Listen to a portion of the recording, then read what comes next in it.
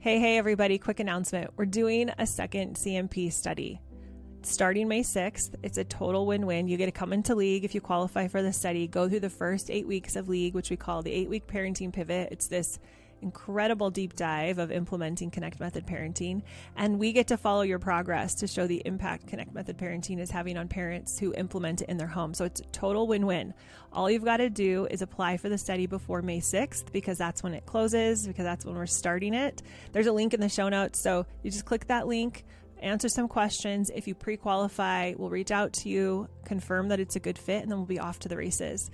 So if you've been waiting for an opportunity to jump into League, but you've been hesitant for whatever reason, see this as your sign. It's your time to jump in. I would be so grateful because my mission is to get CMP out to more people. And part of that process is collecting statistical data showing how it works for people in their home in real situations. So it would be such a blessing for me if you feel inspired to participate in the study. And it would be such a win for you because you will be able to have access to the tools to shift from corrective to connective parenting. Now, this is only available until May 6th, so jump on it while you can. And if you're not interested in participating in the study, but you would like to start implementing Connect Method parenting, you want that assistance to guarantee you success, League is open for general traditional sign up as well. So you can sign up that way as well. You don't have to participate in the study, but both will close May 6th. So whether you are entering the traditional way or through the study, May 6th is the deadline, and we're not going to reopen until July or August for another round of League. I don't know if we're going to do another CMP study. We'll just have to wait and see. So now is the perfect time to join. And I just wanted to let everybody who's listening to the podcast know about this opportunity so that you don't go 2 more months and not have the help that you need. And real quick, before we get to the episode, I thought it'd be really fun to share some thoughts from people who just completed this study. I just can never express how great this has been and how thankful I am. It's been everything. It's been so good. Like, are we only 2 weeks in? It's like night and day already. There's just been this total shift. Like our hearts are like so connected. Thank you. I'm so grateful. I really see the change. So fun. And that's just the tip of the iceberg. So if you're ready to create a change in your parenting, you're ready to go from corrective to connective parenting, I would love for you to come participate in the study, or you can come in traditionally, but you got to get your application in before May 6th because that's when we're closing the doors. And the results, by the way, were so incredible from the first study. I am going to do a whole podcast episode about it to let you know what happens when we implement Connect Method parenting now that we have the data to support that. But we want a bigger base to pull from so that we have hundreds and hundreds of moms that have gone through this study, maybe even thousands. So if you are feeling inclined, come join us in the study. And if you have any questions, reach out to us at hello@connectmethodparenting.com and we'll get back to you. All right, on with the show. I was expecting my kids to do something I couldn't do. When your child says something unkind, think back to when you might have said something unkind. Welcome to the Connect Method Parenting Podcast, where correction is out, connection is in, and your kids want to listen to you. I'm Andy Martineau, creator of Connect Method Parenting, here to help you stay calm, confident, and connected no matter what. Yo, everybody. Welcome back to the CMP Book Club series. It's a 15-part series. I know, crazy, right? Where every Thursday for 15 weeks in a row, I jump on here and read you a chapter from my book. So glad you're here, but if you are catching this midstream, I do recommend jumping back to episode 32. That's where this whole saga began. Unless you want to totally ignore me, which you are completely welcome to do, and just continue on from here. This book lays out the foundational framework of CMP, showing you how you can honestly stop trying to get your kids to listen to you using consequences, rewards, ultimatums, bribes, timeouts. I could keep going. They don't work long term. And instead, realize that it's the relationship and the connection that's going to get your kids to want to listen to you. I've also created a free companion guide or workbook for you to use along the way so you can integrate what you learn in each chapter and make this your reality in your life. So if you want to grab a copy for yourself, you can get that at CMP for Connect Method Parenting, but it's just cmp.works because CMP works /CWB for companion workbook. I'll put the link in the show notes too, so you don't have to remember that. All right, you all ready? Let's dive into today's chapter. Chapter 4, Get New Lenses. The most important growth you'll have as a parent happens in the middle of conflict. when you're upset, frustrated, scared, or angry, and you start to yell, but then you pause and you realize you can make a different choice. Get new lenses, and you'll be amazed at what you see. What you look for is what you'll find. In the 1960s, Sister Mary Corita Kent started transforming junk and clutter into works of art. As a Catholic nun, she was committed to finding God in all things, taking the G in the General Mills slogan and making it seem like it was referring to God, changing the Safeway logo to illustrate God's grace. She took things that didn't seem beautiful or special and found beauty. She was able to make common things uncommon. She said, "I just make things I like bigger." She was extraordinary at looking at the mundane and making them magnificent. Seeing for the sake of seeing, she would say.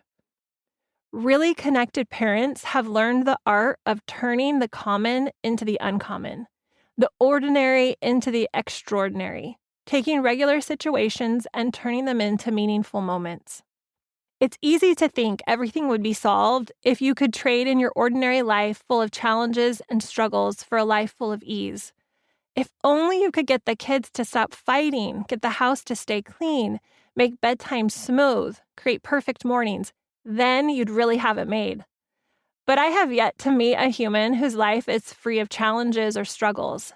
It seems that's not how our lives are meant to be. Thank goodness you don't need your problems to go away to create an extraordinary life. Everything you need to create an extraordinary life filled with extraordinary connections with your kids is found in your everyday, ordinary life right now, exactly as it is. All you need to do is breathe new life into the way you look at your children and yourself right now. That is what extraordinarily connected parents do. They pay attention to their world, their kids, their thoughts, their actions, and their results. They become masters at taking things that don't seem beautiful or special and finding beauty in them, making common things uncommon, taking the mundane moments and making them magnificent. By paying extra attention to their world, they show us how to pay more attention to ours. This is the first step in transforming your life into an extraordinarily connected one. Pay more attention to it. Make magic out of what looks everyday, ordinary, or even problematic. Why I love D's, F's, and bombed tests. I got straight A's in school. I was always on my best behavior, graduated from college ahead of time, but when one of my kids comes home from school and tells me they have an F, which recently happened, I get excited. Here's why. First, I love that we have the kind of relationship where they tell me all the things. Second, I know this is going to be an opportunity for deeper understanding and connection. Is their schoolwork really challenging for them? Are they not trying? I want to know. Not so I can fix the situation, but so I can understand it. Humans have been testing each other for thousands of years. In ancient China, getting a government position was based on your performance in music, archery, horsemanship, writing, arithmetic, and protocol. In ancient Greece, the assessments you were concerned about focused on dance and athletics. What we've tested each other on has changed, but our obsession with testing, measuring results, and making those mean something about someone has never changed. If the tiny children are to decide, they will no doubt give the prize for the man with the puppet show. The bigger boys, for the comedian. The cultivated women, youths, and perhaps the absolute majority for the tragedy, whereas oldsters like ourselves would be likely to get the most pleasure from a reciter who gave a fine rendering of the Iliad or the Odyssey or a Hesiodic poem. Then, who would be the rightful winner? Plato, Laws, 658J. I think this is such a great question. Who would be the rightful winner? The winner is whoever's values are closest to those of the person judging. Same goes for you. As a parent, how you evaluate your children is based on your values and what you believe about your kids. Without even realizing it, You've inherited a corrective parenting way of interpreting your child's behavior. It's the lens you've been seeing and evaluating their behavior through. You were taught to interpret your child's good behavior as evidence that he's good, and his bad behavior as evidence he's being bad. But what does good or bad behavior even mean? Who came up with those good or bad behavior definitions? Whoever it was, bless their heart, I'm sure they thought those labels were helpful, but it's time to question them. Just because you've been using the corrective measuring stick doesn't mean you have to keep using it, especially since the calculation is off. Imagine a scenario in which your son is really upset because he failed a math test. He walks through the door in a heap of tears. You stop what you're doing and you walk over to him. He talks for 20 minutes about how unfair the test was, how humiliated he was when the teacher announced the grades in front of the class. He cries on and off for another 15 minutes. Then he takes a big breath and seems to be over it. You give him a big hug, and you both move on with things. An hour later, when you ask him to pick up his room, he has a huge meltdown. You feel yourself getting frustrated. The room isn't that messy. What's the big deal? Then you remember his failed test. You wonder if that is what's really going on. Your interpretation of the behavior changes. You feel empathy for him. He's had a rough day. His emotions are still out of whack. You stop what you're doing and lean in and listen some more. You come with compassion. You work through the situation. He feels seen and heard. You communicate that he still has to clean his room today. But you skip the part where you say, you shouldn't be acting like this, or why is this a big deal? You're old enough to act more mature. This isn't going to take you very long. I'm only asking you to clean up a mess you made. Instead, you go straight to the part where you help him recover from his big upset. He feels your love and acceptance. Your relationship gets stronger. He becomes a bit more emotionally mature as a result. When your child is rude or unkind. I used to think that my kids should always be nice, kind, and considerate. I mean, how hard is it to say, thanks, Mom, for making me a sandwich, or not get annoyed when your brother's feet touch you on the couch? That is, until I got honest with myself a couple decades ago and admitted I still occasionally said unkind things to the people I loved the most. I still got annoyed when the kids got loud and shouted. I was still irritated by the messes in the house, and I still slipped and gave an ultimatum. I was doing so much better, but I was a long way from being where I wanted to be. I was expecting my kids to do something I couldn't do. When your child says something unkind, think back to when you might have said something unkind. When you look back on those moments when you were unkind, you'll notice your nervous system was in fight or flight. You weren't thinking clearly. You were overwhelmed with housework, frustrated that the kids weren't listening, worried about a bill you needed to pay. You weren't operating as your best self. This happens to your children too. In another moment, maybe you could have done better, but in that moment, you did the best you could. If you could have done better, you would have. Your nervous system prevented you from doing anything other than what you did. Give yourself and your kids the benefit of the doubt. You were doing your best, and so were they. If you're new to Connect Method Parenting, I have a great way for you to get started. I created a free course that covers some of the biggest challenges parents are facing and how Connect Method Parenting solves them. In an hour, we're going to talk about why parenting is so hard, how to get your kids to want to listen to you, how to stop yelling and losing your cool, and become that calm, confident, connected parent for good. It's the fastest way to get started using connection as your go-to tool for influencing and impacting your kids. Go to cmp.works/course to get instant access today. Here's why this is challenging in the moment. When your child gets overwhelmed, she might say something unkind. If those unkind words are directed at you, your nervous system is likely to get triggered. Your body goes into protection mode. It detects those words as a threat that could hurt you. Your thinking goes offline. Your subconscious brain uses what your child said to prove he or she is doomed to be a selfish, unkind adult. Worst case scenarios flood your mind. But that just isn't true.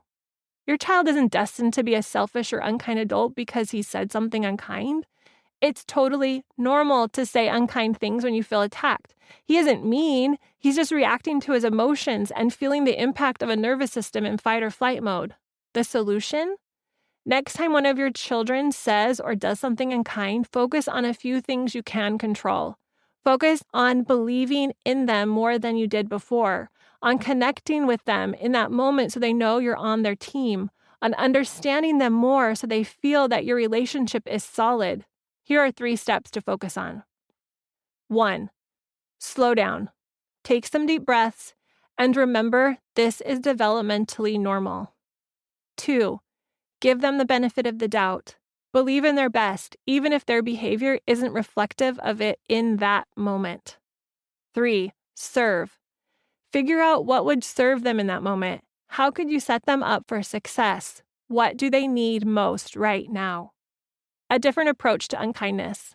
They'll probably feel bad after saying something unkind, even if they don't admit it. Just because they said something unkind doesn't mean they're unkind. Help them know it doesn't mean anything about who they really are.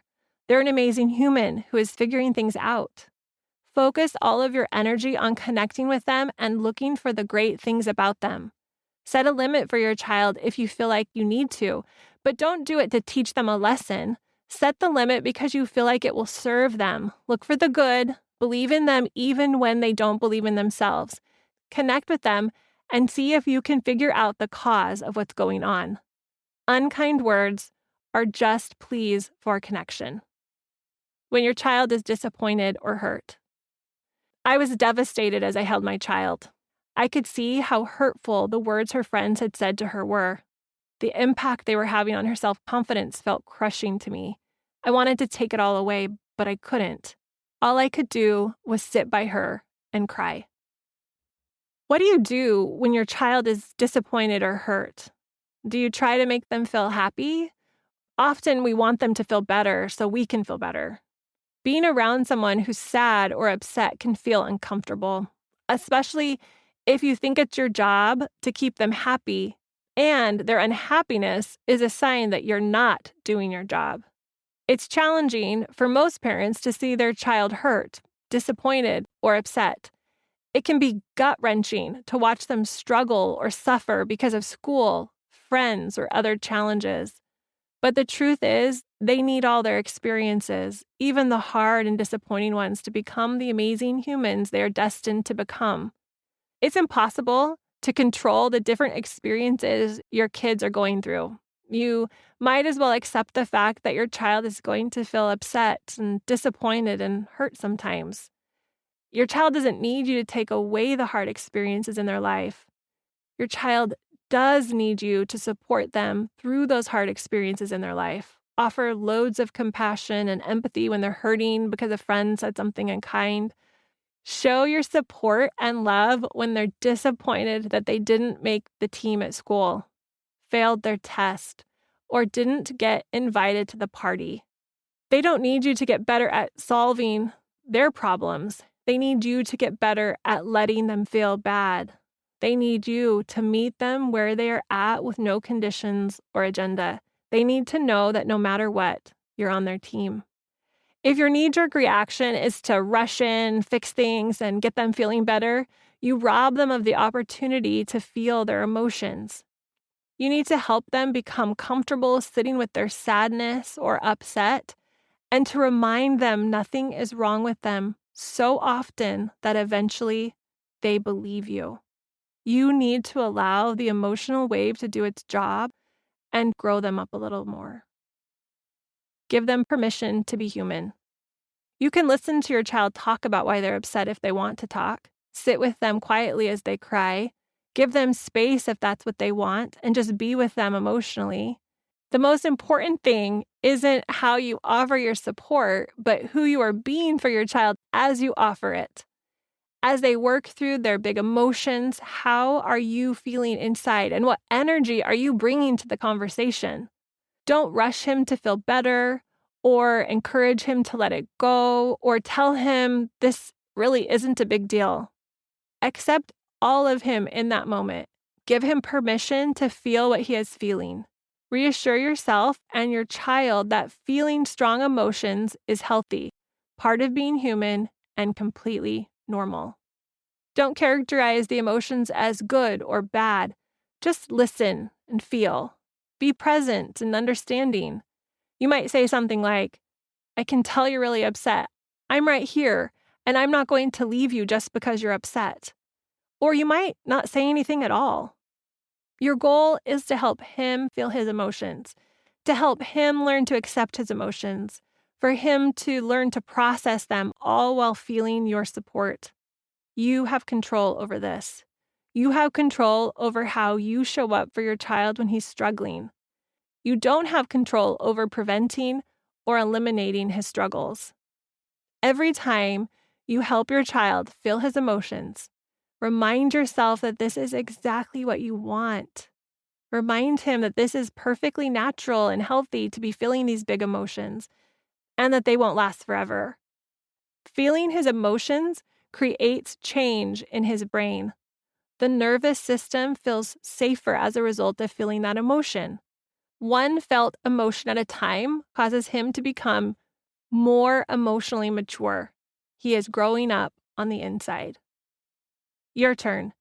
Take action in 30 minutes or less. 1. Ordinary to extraordinary. Think of a situation or interaction with one of your children that seemed ordinary, mundane, normal. Using new lenses, see how it was anything but normal. How was that situation or interaction actually extraordinary? Start cultivating the art of taking regular situations and turning them into meaningful moments. 2. Your measuring stick. What's your new way of measuring your child's success? Behavior is your child's way of communicating to you. It's not a measurement of goodness or badness. It's just information. You can't control their behavior, but you can control the way you interpret it and respond to it.